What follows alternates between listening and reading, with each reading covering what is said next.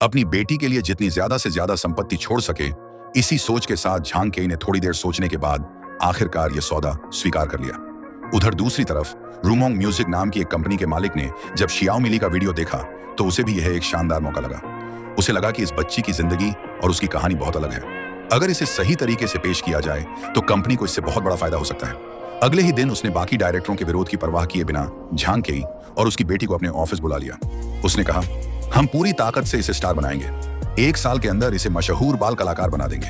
इसके गाने रिलीज होंगे, ये फैशन वीक में हिस्सा लेगी और इसे एक असली स्टार जैसी जिंदगी जीने का मौका मिलेगा। फिर उसने शियाओ मिली की मां से पूछा, आपको इसमें कोई आपत्ति तो नहीं है? झांग केई ने पूछा, आप इसे कैसे तैयार करेंगे? मालिक ने आत्मविश्वास से कहा, मैं खुद इसका मैनेजर बनूंगा।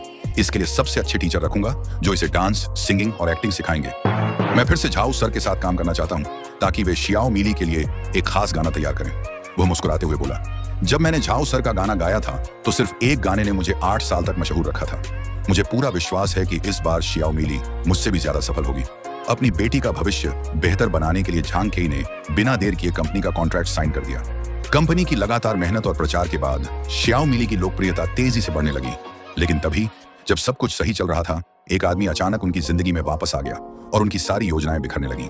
रेस्टोरेंट में वेटर ने कहा, सर, आपकी बीफ नूडल्स।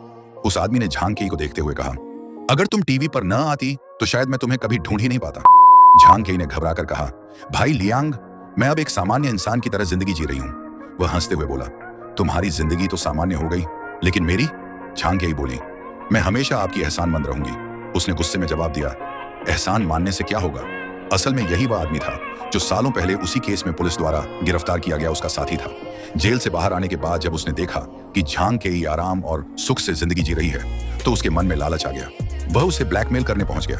अपना पुराना राज खुलने से बचाने के लिए झांग केई ने मजबूर होकर उसे 20,000 युआन दे दिए और हाथ जोड़कर कहा, कृपया आज के बाद मेरी और मेरी बेटी की जिंदगी में कभी वापस मत आना। लेकिन उसके जाने के बाद उस आदमी की लालची नजरें फिर चमक उठी। उसे लगा कि 20,000 बहुत कम है, इसलिए अगले ही दिन वह फिर शियाओ मिली के स्कूल के बाहर पहुंच गया। स्कूल के बाहर उसने झांग केई को रोक लिया और धमकी दी, 2 दिनों के अंदर 50 लाख का इंतजाम कर लेना। अगर पैसे नहीं मिले तो मैं मीडिया के सामने तुम्हारे सारे झूठ खोल दूंगा। झांग केई ने अपने मोबाइल में मौजूद आखिरी 50 लाख की बचत को देखा। वह लंबे समय तक सोचती रही। आखिर अपनी बेटी का भविष्य बर्बाद होने से बचाने के लिए उसने खुद को संभाला और पूरी रकम उस आदमी को दे दी। उसने कांपती आवाज में कहा, यह मेरी जिंदगी भर की सारी जमा पूंजी है। कृपया अब मेरी और मेरी बेटी की जिंदगी से हमेशा के लिए चले जाओ। उसे लगा कि अब सब खत्म हो गया है और वह अपनी बेटी के साथ शांति से जी सकेगी। लेकिन वह आदमी बेहद लालची और बेशर्म था। सिर्फ आधा महीना बीता था कि वह फिर झांग केई के घर आ धमका। इस बार उसने कहा, अब मुझे 1 करोड़ चाहिए। यह सुनते ही झांग केई का सब्र टूट गया। वह गुस्से में उस पर टूट पड़ी और उसे मारने लगी। फिर रोते हुए बोली, क्या तुम कभी अपनी बात पर टिकोगे या नहीं? उस आदमी ने उसे धक्का देकर कहा, तुम मुझे पहली बार जान रही हो क्या? झांग केई हाथ जोड़कर बोली, भैया, तुम अब जेल से बाहर आ चुके हो। मैं नहीं चाहती कि तुम फिर से अपराध की राह पर चलो। बाहर चलो, आराम से बात करते हैं। वह आदमी ठंडी हंसी हंसते हुए बोला, तुम्हें सिर्फ अपनी बेटी की चिंता है, कभी मेरे बारे में भी सोचा? झांग केई ने कहा, मैं तुम्हें जितना हो सकेगा दूंगी, बस हमें छोड़ दो। उसने सख्त लहजे में जवाब दिया, क्या तुम्हें लगता है कि मैं इतनी आसानी से तुम्हें छोड़ दूंगा? फिर उसने धमकी देते हुए कहा, अगर मुझे पैसे नहीं मिले तो मैं सबको बता दूंगा कि हम दोनों पहले लोगों को ठगते थे। तुम्हारा पूरा सच दुनिया के सामने आ जाएगा। झांग केई ने गुस्से में कहा, क्या तुम मुझे धमका रहे हो?